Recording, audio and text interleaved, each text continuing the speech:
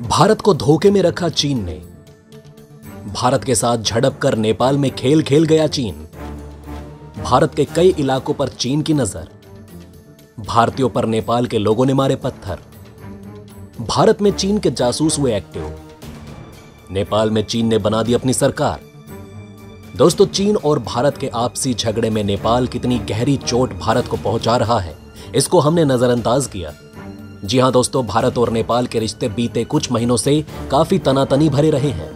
नेपाल की शेर बहादुर देउबा सरकार ने पिछले एक साल में भारत को 3 राजनयिक नोट भेजे हैं। तीनों राजनयिक नोट में भारत के साथ अलग अलग मुद्दों पर कड़ी आपत्ति जताई गई। ताजा नोट पिछले मंगलवार को महाकाली नदी पर तटबंध निर्माण को लेकर दूरचाला में सीमा पर हुई झड़प के बाद भेजा गया। इस नोट में नेपाल ने महाकाली नदी पर बने बांध को एक तरफा बताते हुए कड़ी आपत्ति जाहिर की है। इस नोट में नेपाली विदेश मंत्रालय ने झड़प वाली जगह को विवादित बताते हुए संयुक्त निरीक्षण की बात कही। हालांकि नेपाल और भारत के अधिकारियों का दावा है कि दोनों देशों के बीच संबंध पहले की तरह सामान्य स्तर पर है।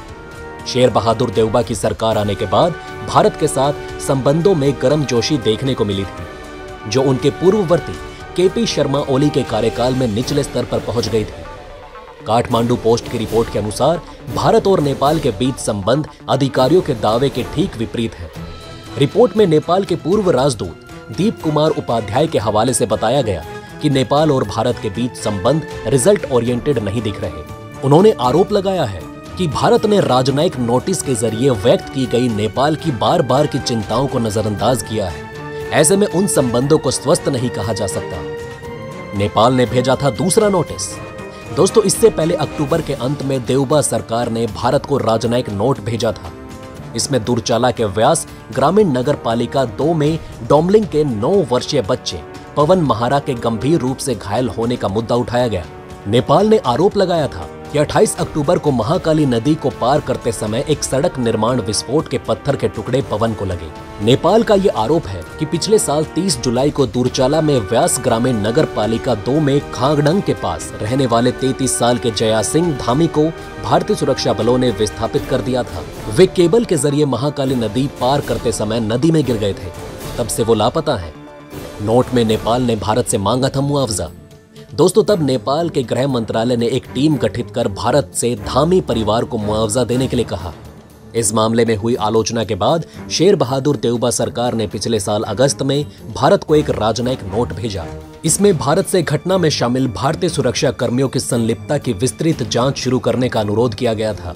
लेकिन अब नेपाल का आरोप है कि भारत ने उस मामले में कोई भी जवाब नहीं दिया। काठमांडू पोस्ट ने नेपाली विदेश मंत्रालय के एक अधिकारी के हवाले से बताया कि मुझे नेपाल द्वारा पहले भेजे गए राजनयिक नोट पर किसी भी भारतीय प्रतिक्रिया की जानकारी नहीं है।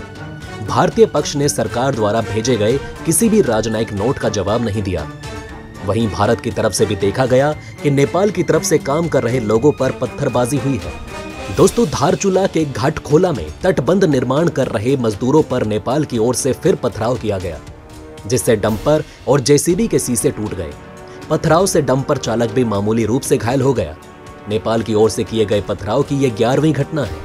धारचूला नगर और आसपास के गांव की सुरक्षा के लिए भारत की ओर से काली नदी के किनारे तटबंध निर्माण का कार्य किया जा रहा है, लेकिन नेपाल की ओर से पथराव करके तटबंध निर्माण के कार्य में बाधा पहुंचाई जा रही है।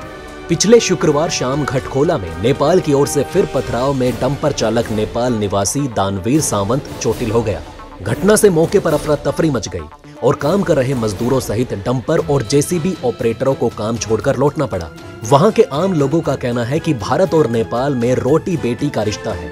कुछ लोग बार बार इस तरह पत्थरबाजी कर संबंधों को खराब करने का प्रयास कर रहे हैं। इसे बर्दाश्त नहीं किया जाएगा। दोस्तों, धुरचुला नेपाल की ओर से इससे पहले की गई पत्थरबाजी की घटना में भी एक मजदूर घायल हो गया था, जिसके विरोध में भारतीय व्यापारियों ने झुलपुल बंद करवा दिया। तनाव को देखते हुए दोनों देशों के अधिकारियों ने बैठक कर आपसी समन्वय से समस्या का हल निकालने की बात कही। लेकिन दोस्तों, इन सब दिक्कतों के चलते अब जो नई खबर आई है वो शायद भारत के लिए ठीक नहीं, क्योंकि नेपाल के प्रधानमंत्री को लेकर चल रहे चुनाव में पुष्प कमल दहल प्रचंड चुनाव में जीतकर नेपाल के नए प्रधानमंत्री बन चुके हैं। और दोस्तों, इनको कम्युनिस्ट विचारधारा का कट्टर समर्थक बताया जाता है। जियोपॉलिटिकल विशेषज्ञ इनको चीन समर्थक बताते हैं। इसके अलावा जो बड़ी समस्या वो है चीन। दोस्तों, पिछले कुछ महीनों से चीन नेपाल के रिश्तों को लेकर कई खबरें आ रही हैं जो भारत के लिए नुकसानदेह है। चीन नेपाल के शैक्षणिक संस्थान, मीडिया, सोशल सेक्टर के साथ साथ पर्यटन के क्षेत्र में अपना प्रभाव बढ़ाने में लगा हुआ है। नेपाल में चीन के बढ़ते प्रभाव का अंदाजा आप इसी बात से लगा सकते हैं कि नेपाल के कई स्कूलों के पाठ्यक्रम में चीनी भाषा के कोर्स को अनिवार्य कर दिया गया। सबसे पहले चीन ने नेपाली मीडिया में अपना प्रभाव बढ़ाया। नेपाल के कई अखबारों और रेडियो स्टेशनों में चीन की तारीफ वाले कार्यक्रम प्रकाशित और प्रसारित किए जाते हैं। कई बार अपने प्रभाव का इस्तेमाल कर नेपाली मीडिया के जरिए भारत के खिलाफ दुष्प्रचार भी किया जाता है, जिसका उद्देश्य नेपाल में भारत के प्रभाव को कम करना होता है। दोस्तों, चीन की तरफ से नेपाल के बॉर्डर इलाके की जमीन हड़पने की रिपोर्ट के बाद से नेपाल के इन्हीं इलाकों में नए नए रेडियो स्टेशन खोले गए। नेपाल के लोगों में चीन के खिलाफ बढ़ती नाराजगी को दूर करने के लिए इन रेडियो स्टेशन के जरिए चीन की तारीफ वाले कई कार्यक्रम प्रसारित किए जा रहे हैं। इन कार्यक्रमों में चीन की दुनिया भर में बढ़ते प्रभाव और उसकी सफलता से जुड़ी कहानियों को सुनाया जाता है। इतना ही नहीं, चीन इस समय नेपाल के युवाओं को बहलाने की कोशिश कर रहा है। जी हाँ दोस्तों, नेपाली मीडिया के जरिए चीन नेपाल में बौद्ध धर्म का प्रचार और प्रसार करने में लगा है। साथ ही नेपाल के लोगों को बड़ी संख्या में वीजा भी दे रहा है। जानकारी के मुताबिक चीन नेपाल के स्टूडेंट को बड़ी संख्या में स्कॉलरशिप दे रहा है, जिसके तहत हर साल 100 से ज्यादा नेपाली छात्र छात्राएं नेपाल से चीन में पढ़ाई के लिए जाते हैं। भारत से सटे नेपाल सीमा में चीनी एनजीओ सक्रिय हैं। बड़ी संख्या में नेपाल घूमने आ रहे हैं चीनी टूरिस्ट।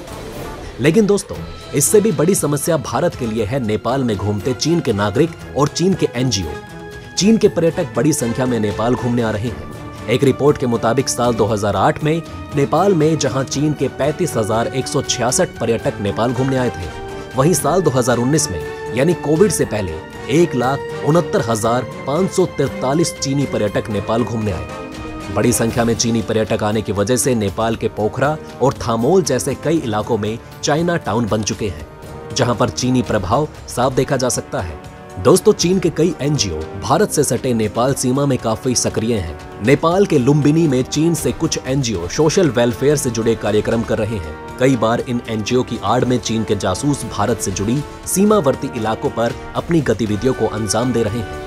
नेपाल के कुछ इलाके में तिब्बत से आए शरणार्थी भी सालों से रह रहे हैं। चीन एनजीओ की आड़ में तिब्बती लोगों पर नजर रख रहा है और साथ के साथ भारत पर भी, जो कि भारत के लिए सबसे बड़ी खतरे की बात है।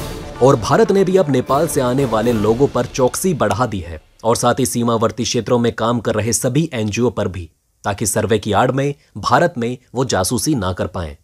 बहरहाल दोस्तों, इस वीडियो में बस इतना ही। वैसे आपका इन खबरों के बारे में क्या कहना है, हमें कमेंट में जरूर बताएं। वहीं अगर आप चाहते हैं कि ऐसी इन्फॉर्मेशन ज्यादा से ज्यादा लोगों तक पहुंचे तो इस वीडियो को शेयर जरूर करें। और अगर हमारी ये वीडियो आपको पसंद आई हो तो लाइक करना ना भूलिएगा। साथ ही अगर अभी तक आपने हमारे चैनल को सब्सक्राइब नहीं किया है तो प्लीज हमारे चैनल को सब्सक्राइब जरूर करें। खुश रहें, अपना ध्यान रखें। फिर मिलेंगे एक नई इन्फॉर्मेशन के साथ। तब तक के लिए जय हिंद, जय भारत।